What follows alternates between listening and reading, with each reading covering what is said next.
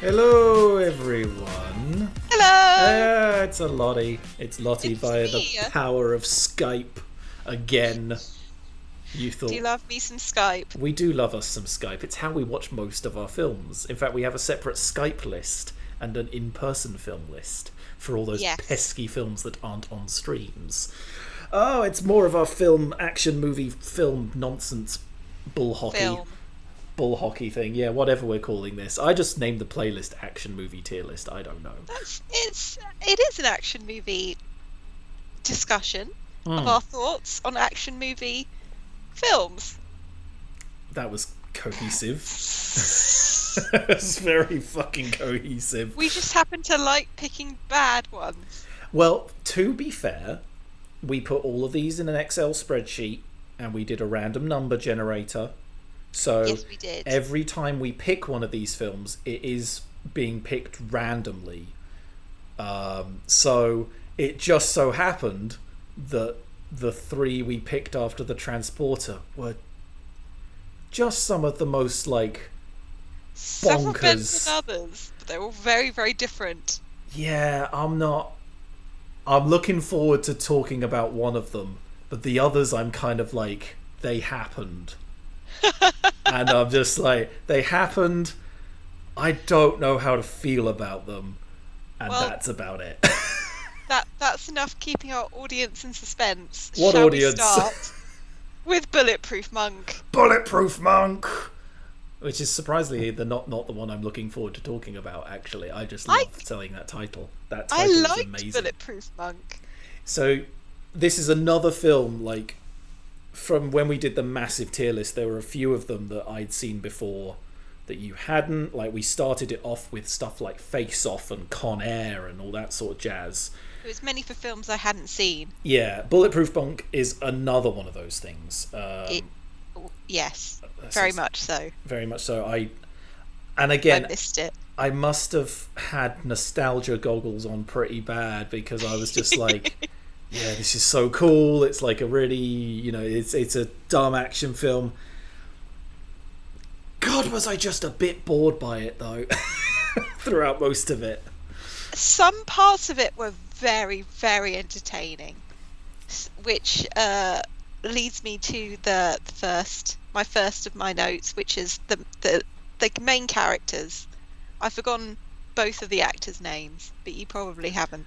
So I've been, like last time, I've been looking up stuff on IMDb to kind of fill in with factoids, like last episode where we found out Frank Martin was supposed to be gay and wasn't. But, like, apparently the monk never tells you his name, so the monk is just called the monk.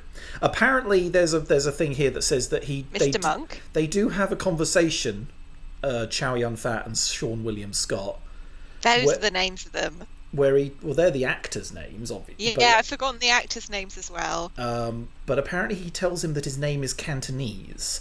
Now, the tidbit... The language. That's the thing. The tidbit on It was named after IMDb, that? it doesn't say whether his name is in the language of Cantonese or if his that name his is name actually is- Cantonese. Okay, Cant for short. Well, you just say that with the proper accent and it sounds like you're calling Chow Yun-fat the C word. Oh, I didn't think of that. Yeah. Oh, Chow I feel Yun-fat, really you... bad. Maybe don't call him that. Oh, that's just but that's the only, apparently, the woman in it, Jamie King, I believe her name is, who plays Jade, broke her finger. Jade. Broke her finger as well, but not by doing any, big stunts. She broke it while walking up the stairs holding her phone. And you're like, how the fuck do you do that? I don't know. People can get in trouble when they look at their phone. Yeah, well, breaking fingers apparently is how you do it. Yeah.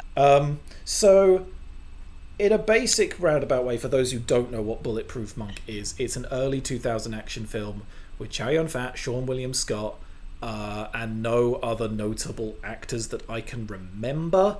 No, there wasn't really anyone else. Even the villain, I don't remember. Yeah, there's like the old guy Nazi villain, because in classic sense and a good move, they made the villains Nazis, which is good. Yeah, that came out of nowhere. Mm. You don't see Nazis as the villain in a lot of action films. Except in the new Indiana Jones. Well, all of the Indiana Jones, I suppose, Nazis, but they're usually war films they appear in. I hate to be the actually guy, but I think in Kingdom of the Crystal Skull they're Russians. I think Catherine Zeta-Jones Nazis? I don't think they're. I think they're just like I don't know if they reference like generic? Stalin or Lenin or any like that. But was it Cold War era? I think so. But okay. Yeah, but they're definitely Russian because Catherine Zeta-Jones has like a. Is it Catherine Zeta-Jones? Don't ask me. I saw it once and I don't remember it. And yeah, it was bollocks. It's a C and a D. It's a C or a D, that film. I'd have to watch it again. We could put those on the list as well. Actually, they do kind of fit. So it's a mid-2000s action film though, Bulletproof Monk, with Chow Yun-fat, Sean William Scott, about a monk who has is just protecting a sacred scroll, but it's not really clear what the powers of it are. I can't remember. They just seem to be like immortality or something. It's usually immortality. Oh, it was because, of course, Chow Yun-fat didn't age. He didn't age and he could die. It was, the 60... Because it starts off in World War II with an action sequence at a Shaolin temple, and then it transports us 60 years into the present, where Chow Yun-fat looks exactly the same, and you think, how the hell does he do that? Because the scroll is immortality, actually. Yeah, he just keeps himself well. Yeah. The main two leads, I thought they had a lot of chemistry. They had more chemistry than Jade and William Scott had, to the point where I didn't think they really needed Jade. You would have just been happy with that buddy movie and no romantic interest whatsoever. I didn't feel anything between Jade and William Scott. The character's name is Carr. That was it, Carr. No, I didn't. There was nothing between Jade and Carr, to the point where I was just like, even though I say that, I still think that Jade should have been the only person to inherit the powers of the monk. Yeah, she did way more than he did.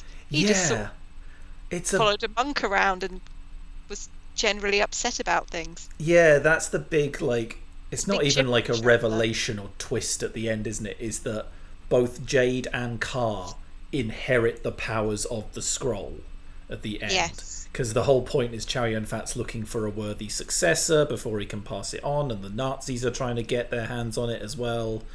Everyone wants a piece of immortality. Except for Mr. Funktastic, but that's another character. I'm glad you brought him up. One of my notes just said Mr. Funktastic. So there is the best character that never came back. There is so there's the first time Carr meets Jade is in this underground fight club thing. In the subway. Yeah. In a bunch of disused trains. Which is led by an excerpt from a Guy Ritchie film called Mr. Funktastic, except, and this is confirmed in all the trivia things. He has a tattoo on his chest that says Mr. Funktastic, but he has a necklace around it, so you can't actually tell what it really says. It definitely. Oh, Fred, my microphone's just arrived. Pause. Okay, pausing. And I confirmed this next fact through the IMDb trivia as well, although, come on, it could be wrong, I don't know. But the tattoo on his chest does actually say Mr. Fucktastic without the N. To be honest, I think if we had a second look at the film, we'd probably be able to see it. Yeah, I think it was a C instead of an N.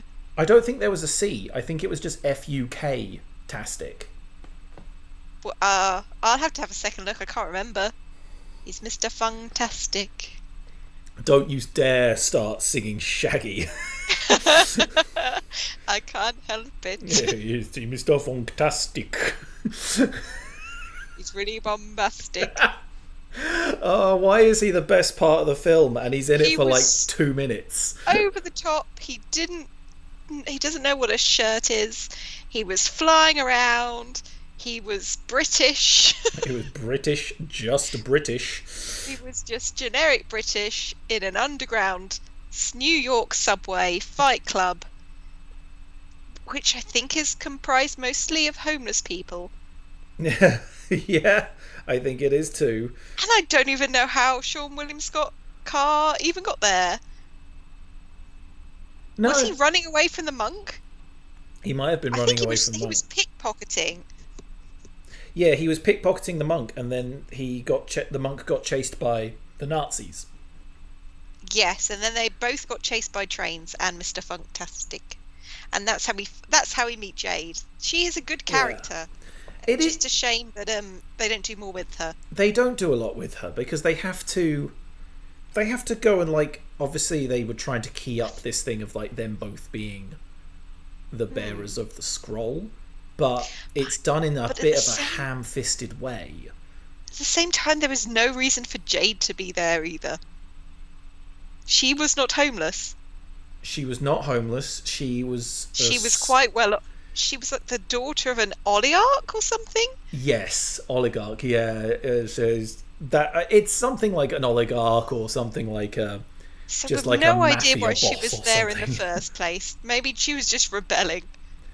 But except like that would make sense if they were making them like scrappy teenagers who were having like a Yeah, what am I trying to say? that's Like, probably the problem with this, because even Carr, they're both acting like 17, 18-year-olds. Like he's living sort of in a squalor and pickpocketing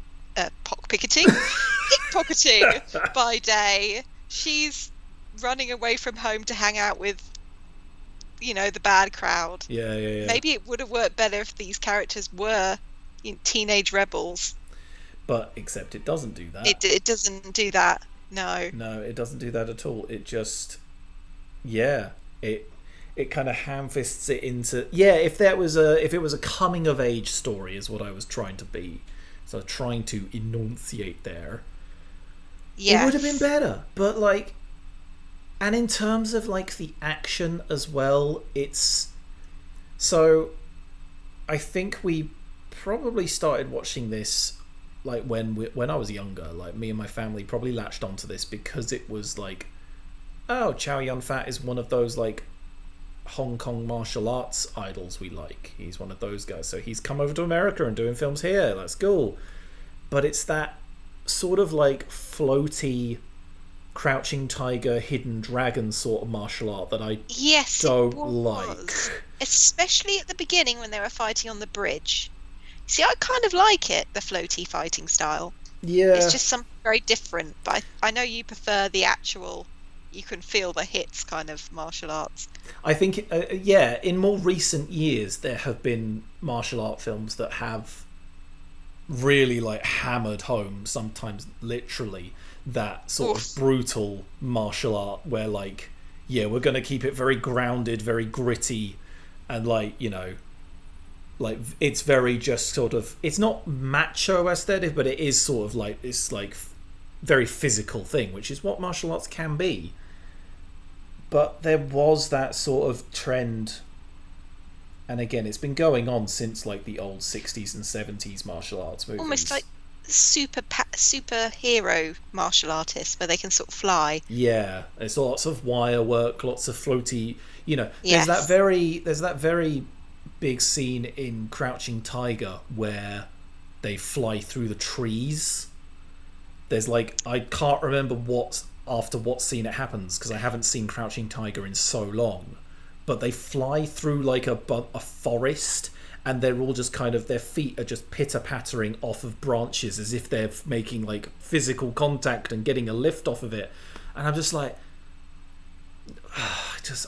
you're Peter Pan at that point. Like, what the fuck are you doing? That did remind me, that was one of the lessons that the monk was trying to teach Carr, was like, you just have to make the air solid and then you'll be fine. And then I think I said, how can he breathe if he's made the air solid?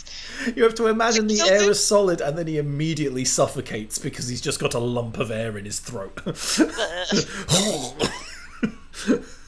So, Carr?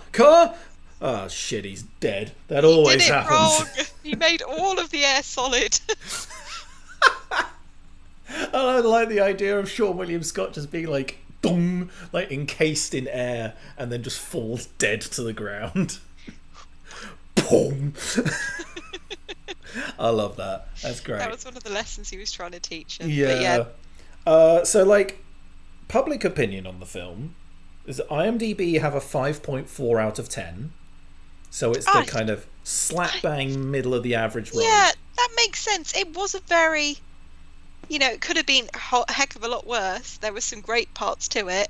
I mean, I think that this could possibly have been an A film had Mr. Funktastic come back at the end. And there was an ending. I think, because I remember we talked about this afterwards. We went on IMDb and looked at the trivia after we watched this. And there is a deleted scene, apparently, that's on the DVD where Mr. Funktastic comes into the final act and helps save them and like helps win the fight. Why would they cut that? Yeah. Why would they cut that? It's Mr. Funktastic. Did his metal chain move a bit and we saw what it really said? Yeah, no matter how they edited it, they couldn't like keep him out of that. They just had to sort of get some Tipex out. Yeah, exactly.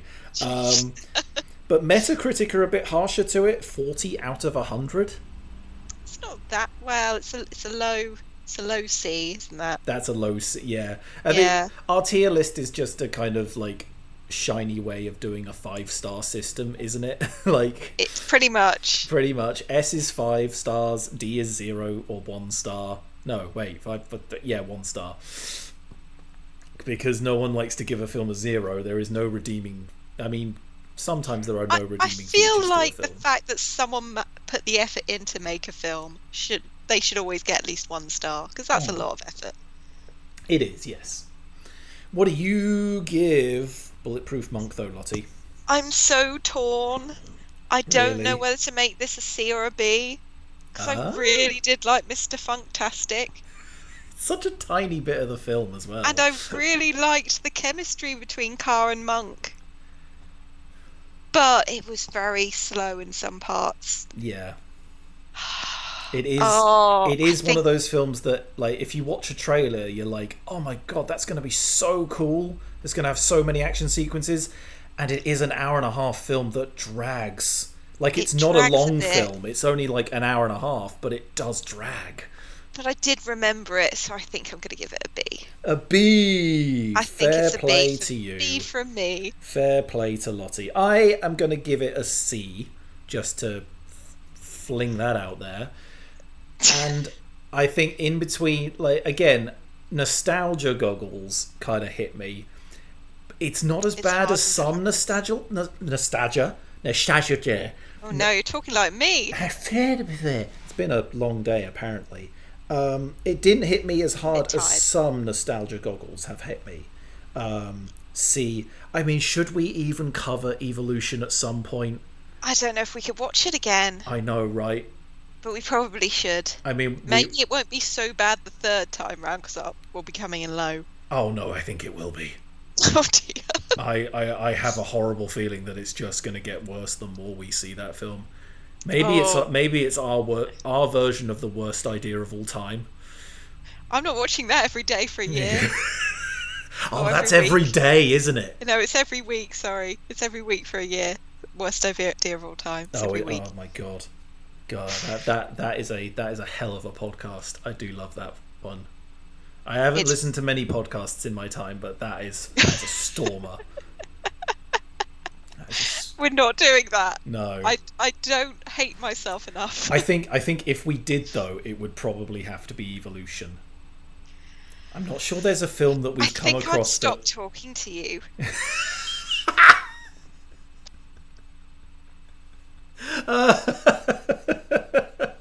If we did that. It's that bad of a film. It's just I can't do that to myself. I'd go insane. Mm-hmm. That's how bad that is. Anyway, we got way off topic here. Yeah, you gave it a C. I did give it a C. Deliberate us very much. I mean, floaty martial arts are not my thing. It is a draggy little film. Even though they have the very clever idea to make bad guys Nazis, they're not particularly punchy bad guys. Like, they don't really do anything evil apart from kill all the monks. I mean, the past Nazis do some pretty evil things, but the present Nazis, They can't do shit. They They didn't do very many evil things apart from help the homeless. Oh yeah, they run the humanities organization or Yeah, something, don't they? Which I'm just like, they do. what? Like, you're And then they not. blow up the humanities organization, so they're probably going to get, really told off in the papers. The karma fallback on them is just insane, really. Like, It's not good. right, we're gonna move on to. Two. I mean, this is a weird film. This is the Iron Mask. This is a 2021 question mark. I think it's 2021.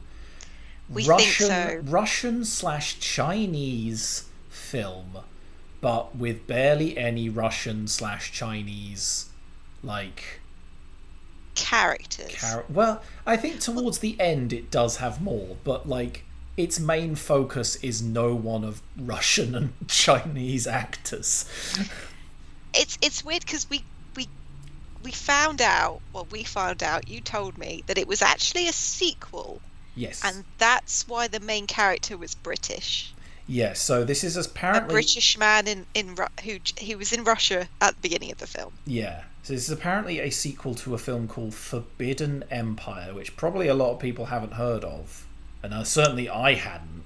No. It is some sort of like horror adventure that was apparently a big deal in Russia. So apparently it was one of the like highest grossing films of that year in Russia, but apparently throughout the rest of the world it just got a straight to DVD release.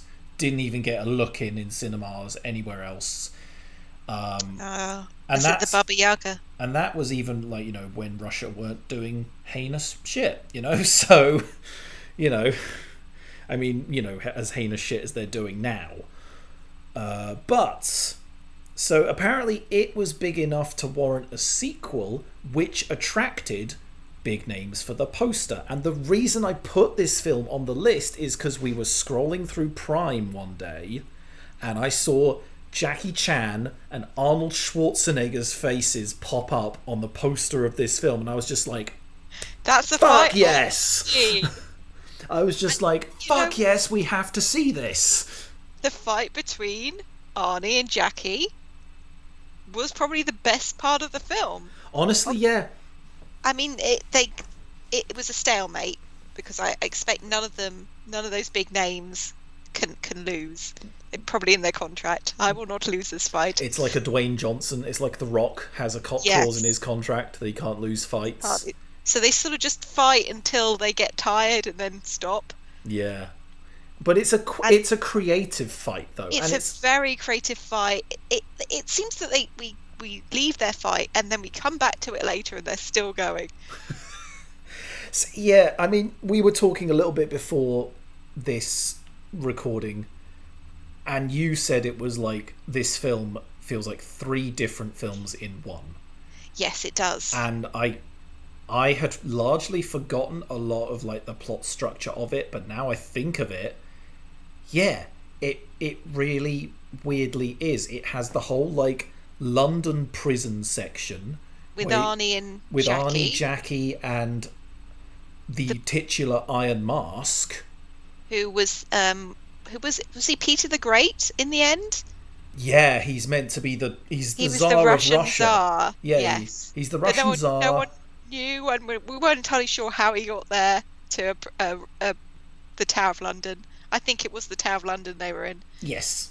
So there was that film, and then there was a film about the British explorer. Yes. Making it to China, and his wife left at home, who was trying to reunite with him. There was that story. She was like weirdly one of those like she was probably the connecting plot point throughout all of it, wasn't she? Because she was in all 3 films. Yes. She goes to the Tower of London to enlist the help of Arnie finding him. Yes, and she runs into Peter the Great there. Oh, and then Peter the Great and uses her to escape. Yeah. And then she sneaks aboard the ship that's going to Russia with him. Yeah, and then the whole film it culminates in this Chinese mythological fantasy about a dragon whose eyelashes grow plants that create tea. And that seems to be at the centre of a village power struggle, sort of. Yeah, there's a shapeshifter who is pretending to be the princess, but the princess was actually being captured in Russia. So we had the Russian Tsar captured in Britain, and we had the Chinese princess captured in Russia, and they all had to make it back to China in order to band together and defeat the fake princess. Oh my god. Actually, I really liked that princess fight, but I kept forgetting I couldn't tell which one was which, because eventually the fake princess and the real princess, they have a massive fight together.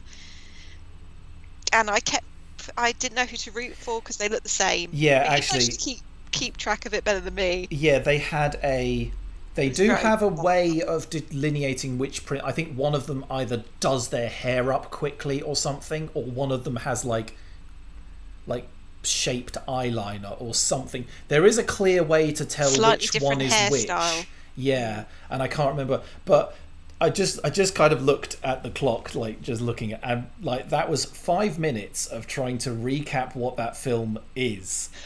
And if you think it sounds batshit insane, it really is. It really is. It is certainly one of the more unique things we've seen on this list. And it felt like something was happening all the time. But thinking back, I think the middle part of it was very draggy.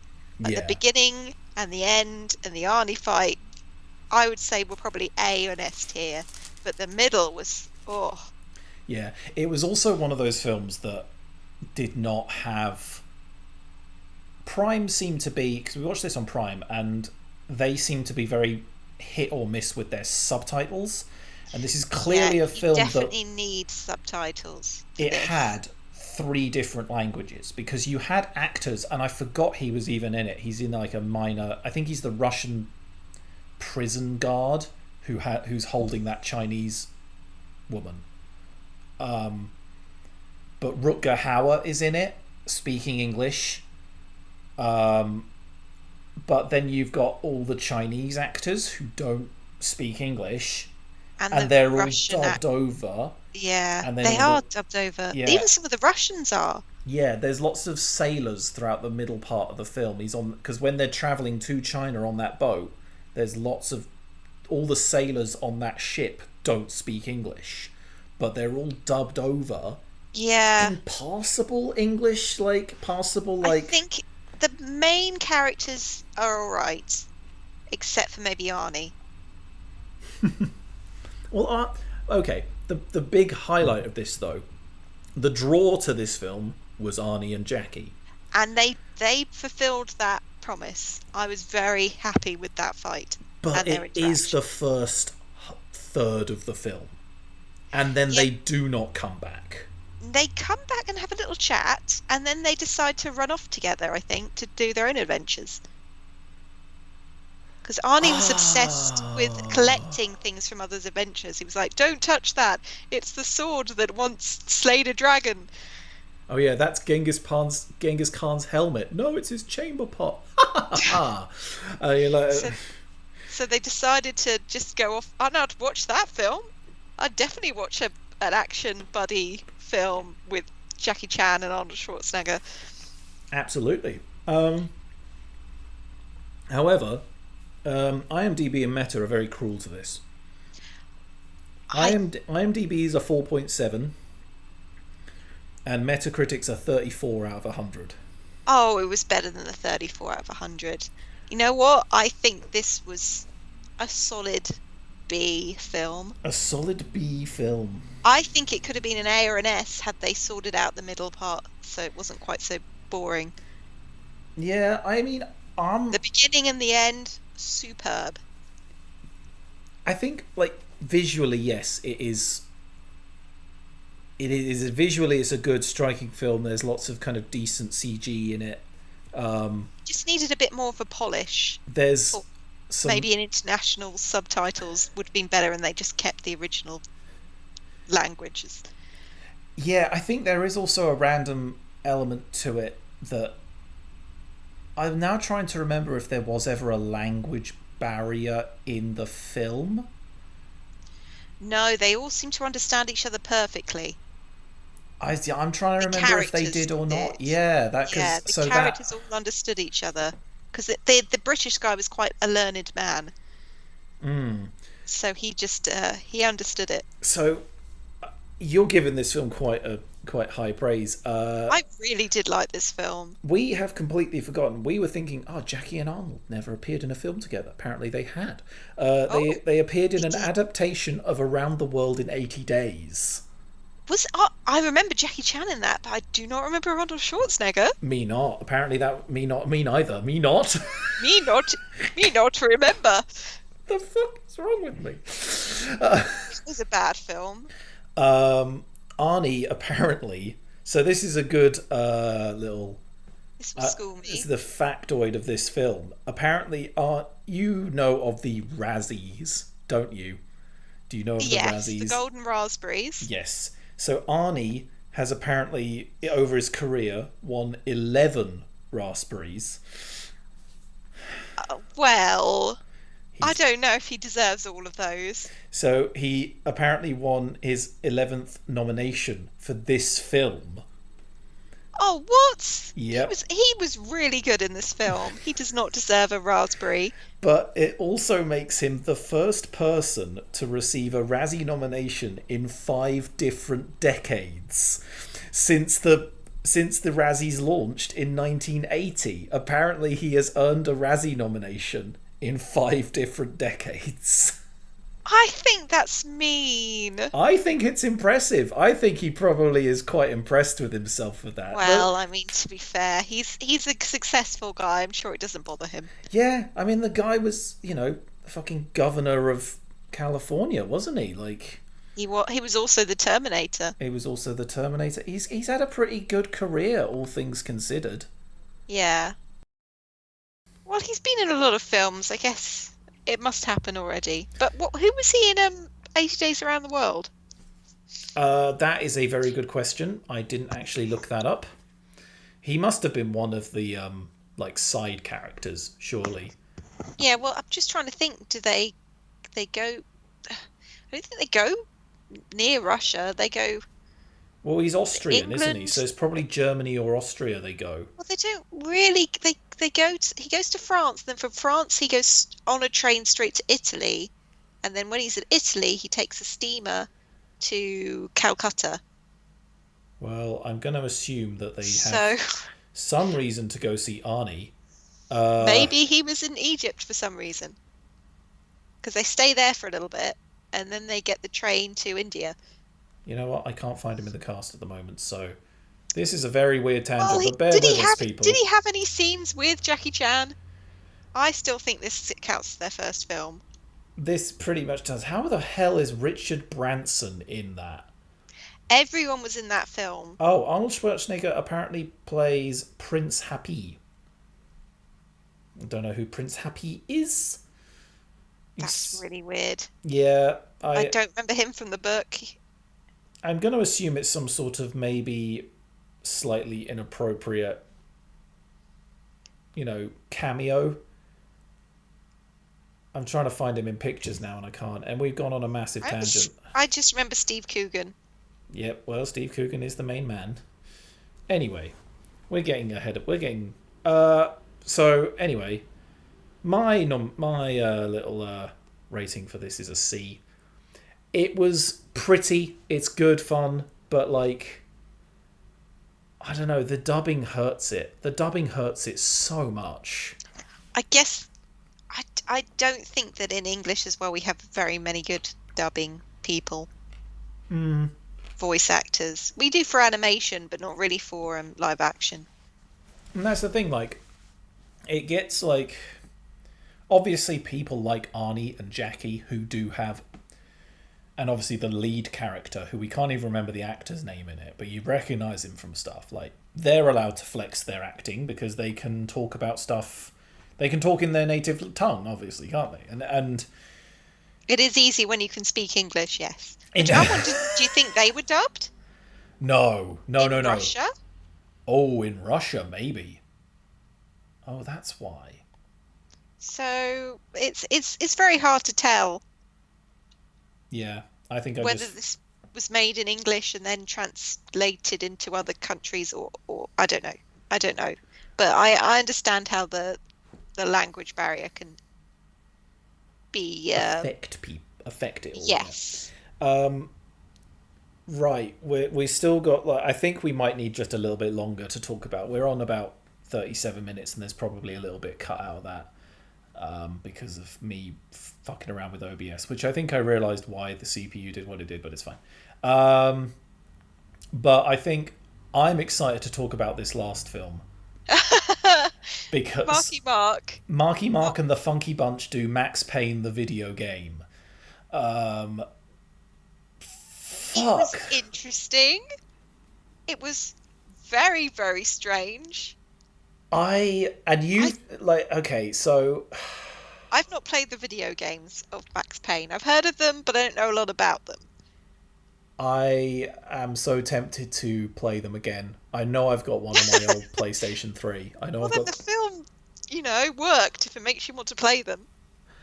yeah, but only because the games I know are better than this garbage. Like Yes, but we already know that from the Hitman films. You can make a film about a video game, but the video game's always going to be better. yes, that is true in a lot of senses. But I still struggle to comprehend how they missed the mark Was he not at this all much. like Max Payne?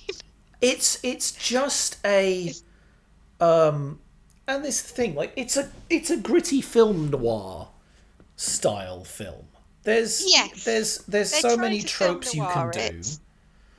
I just I have to Everything's very much paper based. When he goes to get the files, he breaks into the office to get physical files. I'm not quite sure when this film came out to how accurate that would have been of the time, though, because I've it, got a feeling they might have also had mobile phones. I'm now struggling. Now this is a Final Destination 5 moment. No, they definitely did, didn't they? They definitely did because the woman in the car was always on a mobile phone. Yes, she was, but Yeah. she was also very rich. She was also very I rich, I yes. actually have a note about her, which is evil woman gets away with it driving in a car for 8 hours. Yeah, so I mean, it followed. Oh my god, that woman.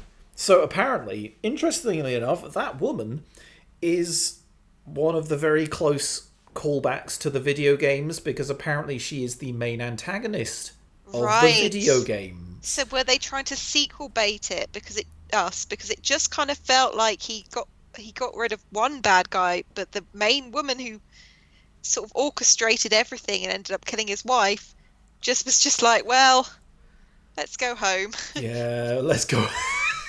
Okay, we got away with murder. Let's go. I got away with it. It's such Max a Payne bizarre is film. probably dead. Like, Let's just go be evil somewhere else.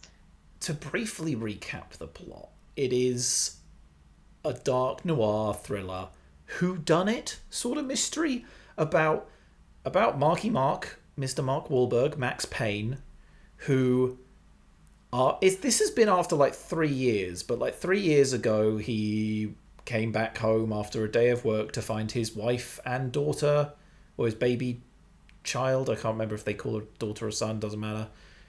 I think Murdered. it was a daughter. They're both dead. They've both been murdered by junkies, and a third mystery assailant who got away.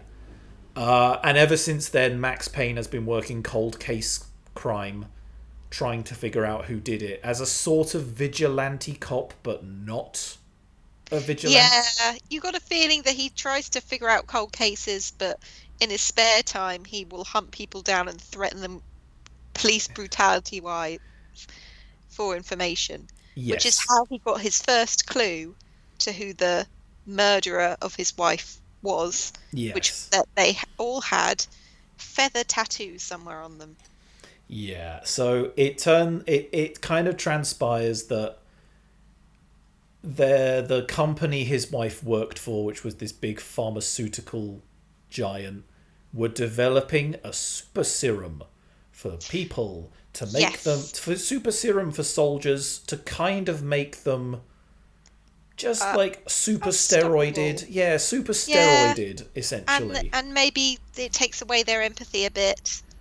Um, Was how it was described. yeah, You know, super strong, less empathy, more killing machiney soldiers. yeah, but for those it works for, it makes them super strong, no empathy, kind of no remorse. They will go on a killing spree at the orders of whoever's in command, etc., etc. But for the ones it doesn't work for, Which is the majority. yeah, they start seeing demons and crazy mind shredding hallucinations that cause them to kill themselves in elaborate ways.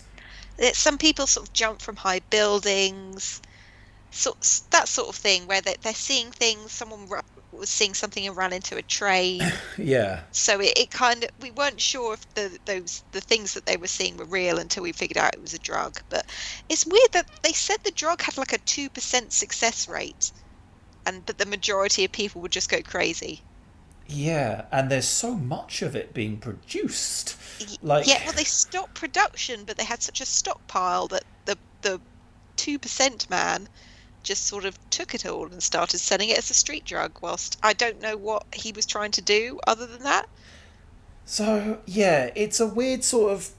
Yeah, on one hand, you have the murder mystery of who killed his wife, which. Spoiler alert: it was Bridges, It was Beau Bridges. which which I figured out as soon as he was introduced. And because I hadn't seen it before, I didn't know if that was true or not, but I was being like, no, that can't be that dumb because there's no motivation to do it. There's no. I was like, you don't get Boo Bridges in suddenly and for him not to be the bad guy. Yeah, and then you were right. It was Beau Bridges in what has to be one of the laziest and ill thought out I'm the bad guy twists I think I've ever seen. In fact, It's. it was what I thought he was doing it for the money, but it turns out he was doing it because he liked killing people. So he was a psychopath in the end. Which is just. I like. Aside from just lazy writing, it's just boring. It's I would like. have preferred it if he was just greedy and, you know. Yeah. If he was getting like a super fuck off payout from Nicola Horn, who was the And you pharmaceutical got the woman. feeling that he had because he used to be a cop and then he got hired into private security and he had Oh, all for these that lovely company, yeah, suits yeah. Like, and a yeah. great big office and all the guns he could ever want. Yeah. I mean, and then, so you've got that plot thread, which is eh. And then the second plot thread is like the actual drug itself, which is kind of how Max Payne worms his way towards the pharmaceutical side of things. He nearly dies. He dies like several thousand times. The one thing that really kind of, like, a lot of things bug me about this film, I'm not going to lie. It is the color palette is black. I think they were trying to do a film noir thing, I black know, and white, but it just didn't work, did it? but if you do a black and white color palette, you try and make it look, either you make it look like Sin City, or it just looks drab and it looks like all those like the brown first person shooter video game Yeah, era. those filters, the Yeah, brown filter. We yeah. all remember that. All the knee high cover shooters of the mid 2000s that all looked like brown washed copy pastes of each other. It kind of reminded me of Transporter 2, where they tried to do that, but it was Florida, so it was very bright, but it was very orange. Oh yeah, everyone had a tan, but like it was clearly a tan over the entire city. Yes. The entire city had been put in a tanning bed for 2 hours. It was weird. That was a weird film. But there's also what I really did not like about. I mean, there's again a lot of things I didn't like about Max Payne. The whole what feels like the finale of the film comes at about when Max Payne figures out that they're holding a bunch of this drug at a warehouse on a dock or something, and Mila Kunis, who is also there, I forgot about her. Mila Kunis is also there as the sister of one of the very early victims to this drug in the film. She's, but yeah, she's also like maybe a Russian mobster. We're never entirely sure. I'm not. I just don't know. But She's there because they kill her sister. yeah, and Max Payne is. He kind of learns that they're keeping a bunch of this drug at this warehouse, and that the guy responsible for, basically, oh, what's his name? Like Villapino or something like that. It's something stupid like that, I don't isn't it? know. I feel like the fight that they it was very disappointing. Yeah. Max Payne finally confronts him. You think, great, he's going to fight the super soldier, and then He and then, domes him in one.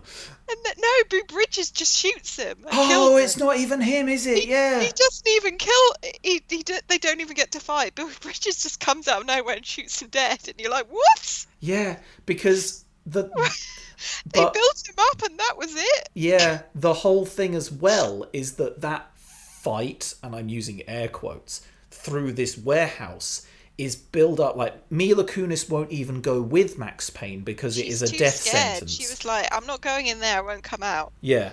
It's full of 5 people. Like, I think I didn't go back and watch it again because, I like to do other things with my time.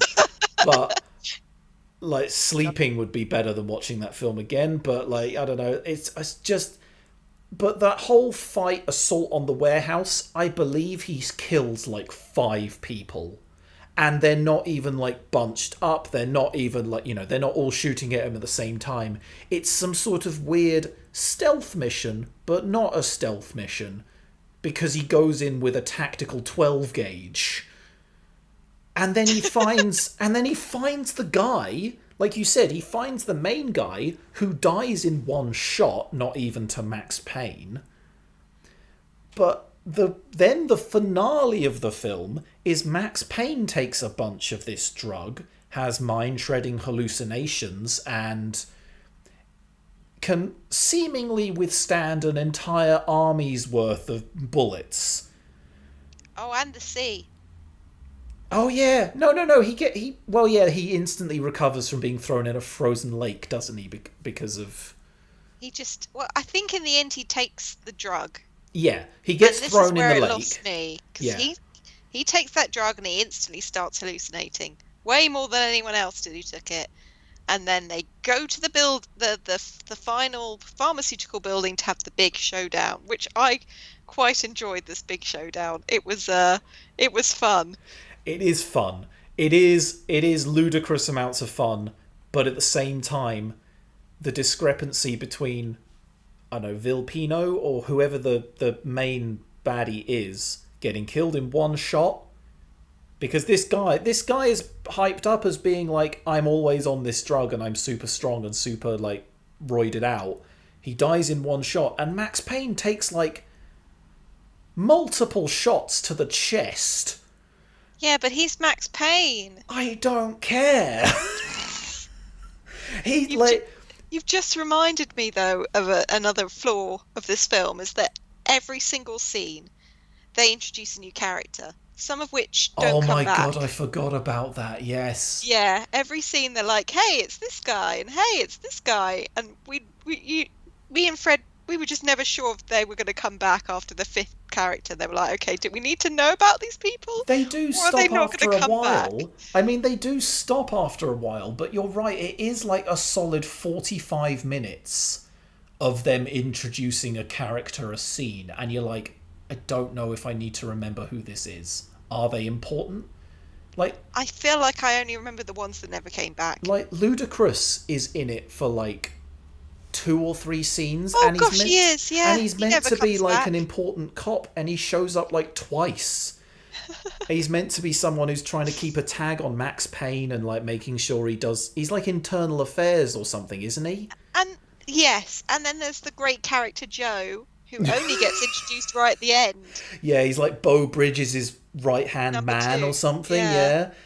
Yeah. Calm And down, Joe. yeah, Yeah. it's weird. They Boo Bridges, they're all armoring up to fight Max, and they go to the lift, and then they're just standing there normally, and he turns to Joe and it's like, calm down, Joe. And I was like, Joe didn't even do anything. Yeah, because it's like an awkwardly long shot, isn't it? It's not a like Yeah. because yeah, they I was all like, did they cut out him saying something? yeah, it's like Bo Bridges, Joe, and then like 5 SWAT members, and they all pile in this lift. And like you said, like Bo Bridges just turns to Joe and is just like, "Calm down, Joe." And you're like, "The Joe's fuck like, did he do?" I think Joe got really cross when he said that, because it does come back. Yeah, Where I he gets shot a little bit, so he decides, heck, I'm just going to blow myself up and some of this building with me. And as soon as he presses the button, he just says, calm down, BB. which we can't help referencing Schitt's Creek with it because it sounds like Moira. Calm down, baby. Calm down, baby.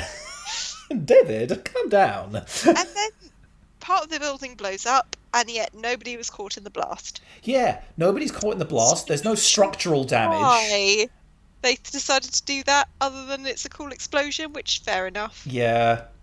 I like cool explosions. Cool explosions are good fun. Cool explosions are great.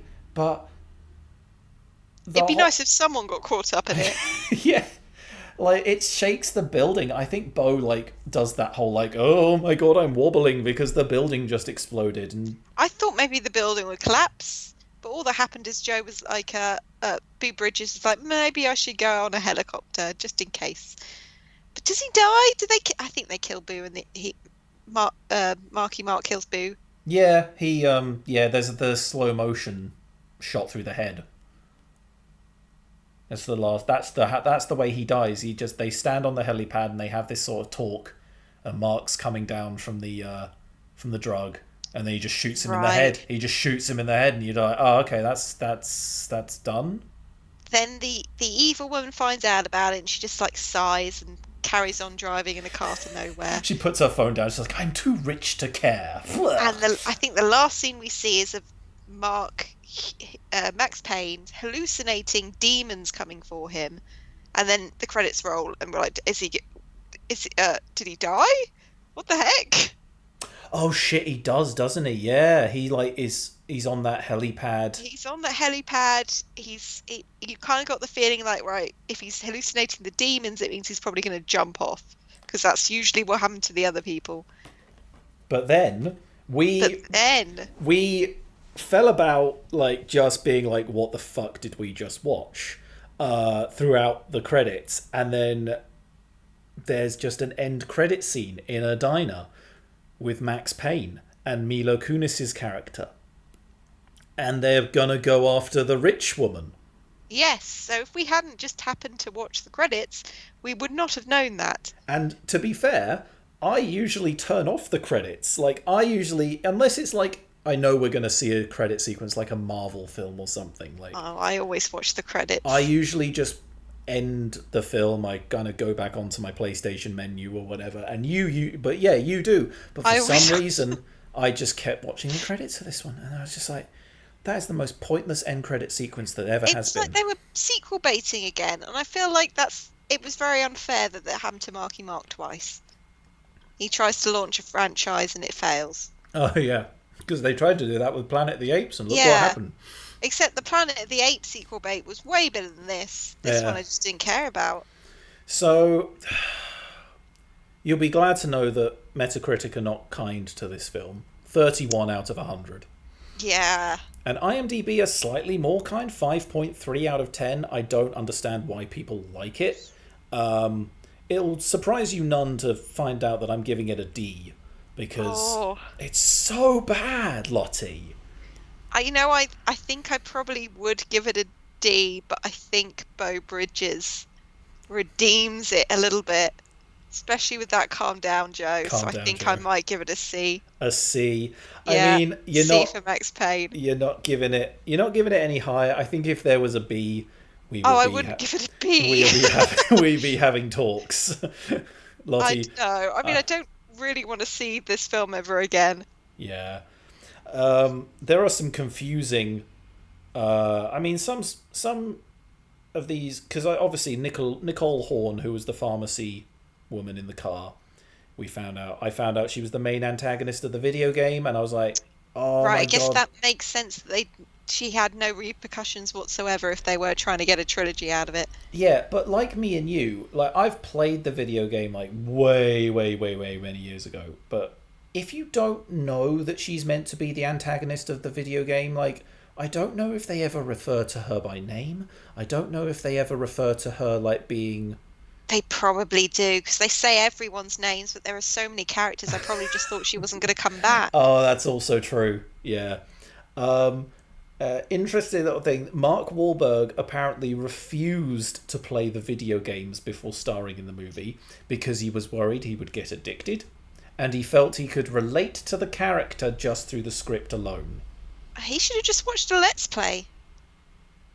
They weren't. Well, maybe they weren't that prevalent back in like 2006, 8. I can't remember when this film actually came out. It's on the screen now. When this video is being edited, post production, Fred can deal with that. Yeah, that's a future Fred problem. Future Fred hates past Fred for all the problems that he makes him deal with. Work harder, future Fred. Shut up, past Lottie. And so the director of this film is the most boring named man ever. It's John Moore. So the franchise we've talked about recently is Die Hard. So apparently John Moore is also responsible for directing the 5th Die Hard film. Again, didn't realise there was more than 2. And the Omen remake, which... Omen? Yeah, the Omen. Oh, Omen. I just worried it wouldn't come across right if I said it like that, but okay. I thought for some reason when you said that, I just thought of It's Raining Men. Wow, that would be a very different film. Yeah. If people started getting murdered by like a chorus. The Weather Girls. Yeah, the weather. Oh my god, that needs to happen. I mean, we've had weirder horror. We've had weirder horror films. I mean, there's a horror film of the Bananarama things, isn't there? What is it? The La la la la yes, la la yes, la those. la la la la la la. There's a horror film with those animatronics come to life and kill people. So, like, if we can have that, we can have the Weather Girls killing people to It's Raining Men. Especially if it was raining their body parts. Yes, that's a perfect like visual like horror. I feel like people would laugh rather than be scared. Yeah, but then it'd be a Final Destination film sort of thing. Oh, okay. That's probably one I'd watch then. You don't play it like a straight horror film. How could you take it seriously? It's got to be more kind of goofy, campy horror. I do. That is my favourite kind because Yeah. I don't get scared. Exactly. It'd be the Final Destination things where you kind of play it seriously in universe, but to everyone, we're just going, whoa! to everyone making the film, they're just like, yeah, this is dumb as fuck. Let's do it anyway. Oh, that's so good, actually. Can we rewatch Final Destination? Absolutely, we can. Can we watch one right now? Possibly, yeah. Can we watch either the second or the third one? Possibly, yeah. I'm really happy now. So, despite John Moore being like this director of, let's be perfectly honest here, fucking trash. The Omen remake was apparently god awful. This is fucking awful, and the 5th Die Hard is one I have seen, and it is more than fucking awful. But despite this, Mark Wahlberg states that John Moore is one of the best directors he's ever worked with. Well, I'm sure he's a lovely guy. I don't know if Mark Wahlberg knows what makes a good director, Lottie. Well, to be fair, I don't. To be fair, he's worked with other directors like Tim Burton, although, to be fair, that was also on Planet of the Apes, so it wasn't exactly his high point.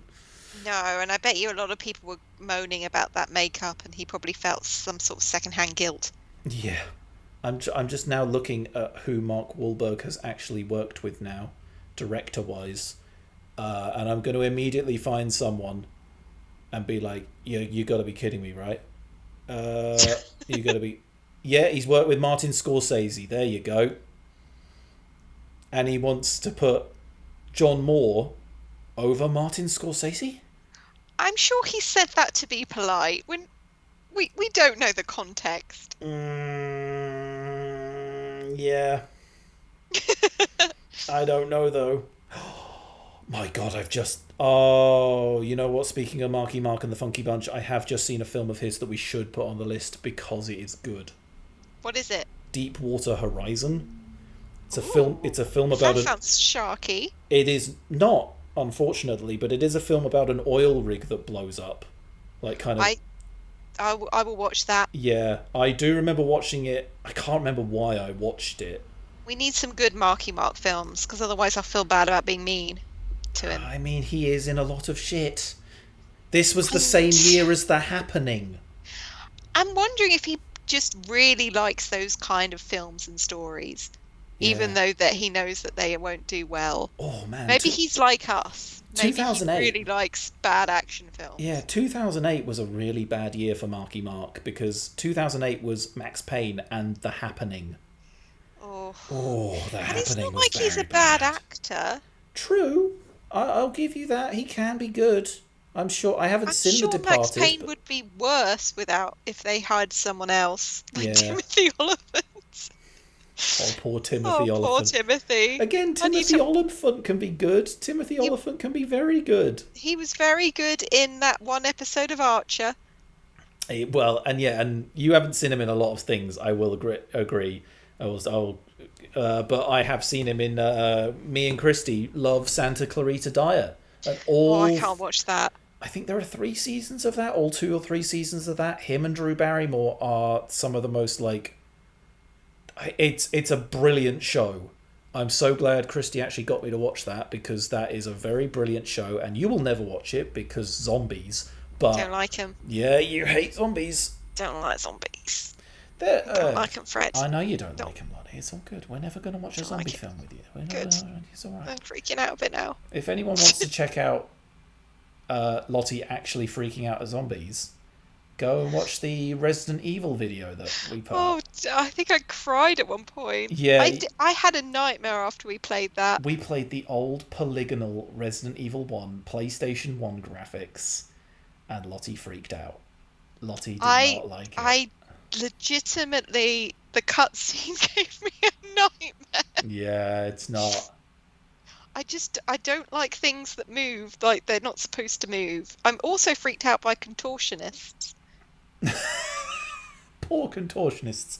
I know, I'm sure it's very fine. I just can't look at them while they're doing that. I don't like it. They're probably all lovely people. They're all lovely people, and as long as they don't contort in front of me, I'm quite happy to know them.